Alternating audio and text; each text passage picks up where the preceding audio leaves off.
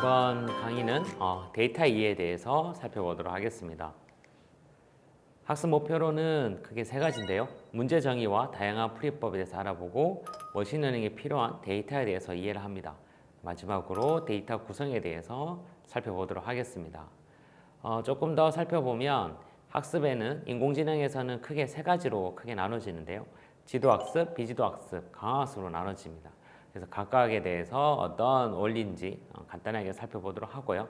그리고 데이터에 대해서도 데이터, 데이터 샘플, 데이터셋 여러 가지 용어가 나오는데 그 용어에 대해서도 살펴보고 마지막으로 이러한 데이터셋을 어떻게 구성할 수 있는지도 함께 알아보도록 하겠습니다. 인공지능이 사람을 대체한다 이런 얘기도 많이 있고 어떤 직업이 없어진다 이런 얘기 있는데요. 결국에 이것은 인공지능이 잘 해결할 수 있는 문제가 무엇이냐라는 문제로 우리가 생각해 볼 수가 있습니다. 그래서 이번 시간에 인공지능이 어떤 식으로 풀 수 있는지 문제를, 어떤 식으로 문제를 정의할 수 있는지를 살펴보고요. 그리고 이러한 인공지능을 학습시키기 위해서 또 어떠한 것들이 필요한지 이것도 같이 강의를 들으면서 생각해 보시는 게 좋을 것 같습니다. 1차시로 문제 정의와 풀이법에 대해서 살펴보도록 하겠습니다.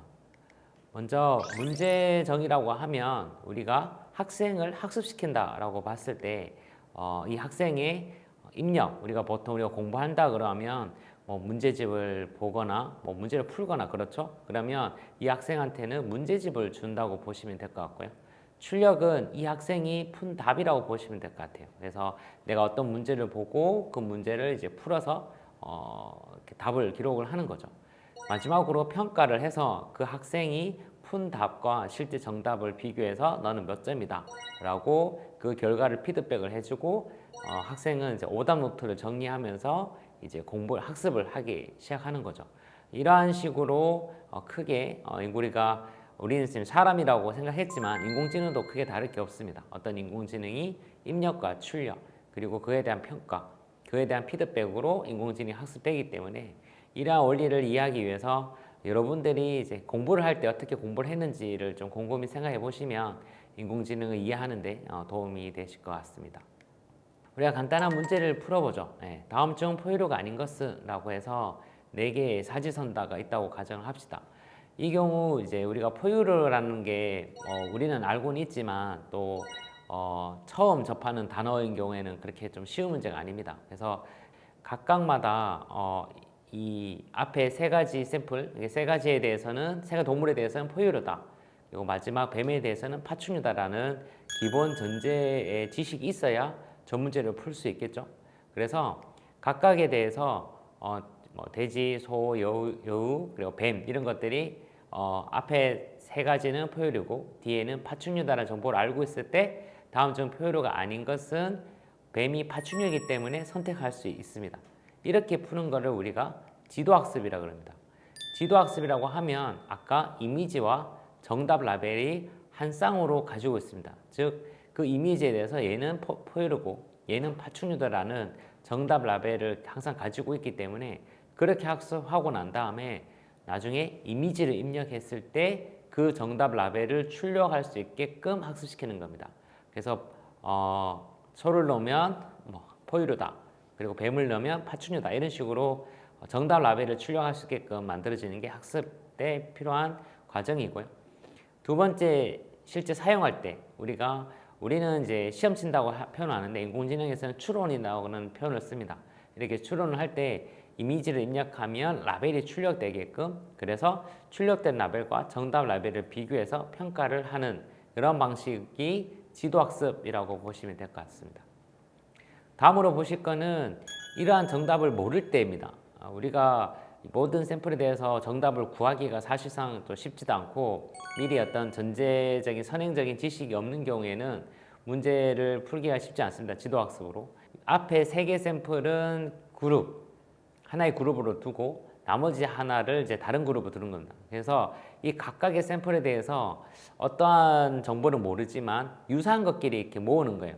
그래서 다음 중 아닌 것은이라고 했을 때 저 뱀이 뭔가 다른 특성을 가지고 있다라고 생각을 해서 저걸 선택하는 방식이 있을 수 있습니다. 그래서 그룹 A 같은 경우에는 보시면 안에 다리가 4개가 있다든지 뭐 새끼를 놓는다든지, 뭐 그룹 B 같은 경우에는 다리가 없고 뭐 알을 놓는다든지 이런 어떤 특성이 있겠죠. 그런 어떤 각각의 샘플에 대해서 포유류인지 파충류인지 모른다 하더라도 이러한 특성으로 그룹핑하는 방법을 우리는 비지도 학습이라고 그럽니다. 클러스터링이라고 하는데 그 중에 그 클러스터링도 이렇게 각각의 샘플이 지도를 하지 않아서 우리가 비지도 학습이라고 부르고요. 학습할 때는 라벨 없이 이미지만 보여주고 그 이미지 간에 군집화를 시키는 겁니다. 그리고 시험할 때는 이미지를 입력하면 어느 군집인지를 이제 출력하도록 돼 있고 그런 형성된 군집을 가지고 문제정에 따라서 이제 평가를 하는 식입니다. 앞에 세 가지 다음 중 포유류가 아닌 것은 라고 물었을 때 앞에 세 개의 샘플을 선택을 하면 마이너스 시점을 받는 거예요. 뭔가 그 페널티를 받는 거죠. 이 왜 페널티 받는지는 이유는 모른 채 그냥 세 가지 중에 하나 선택하면 페널티를 받고 그리고 뱀을 선택하면 안에 보상을 받는 식이죠.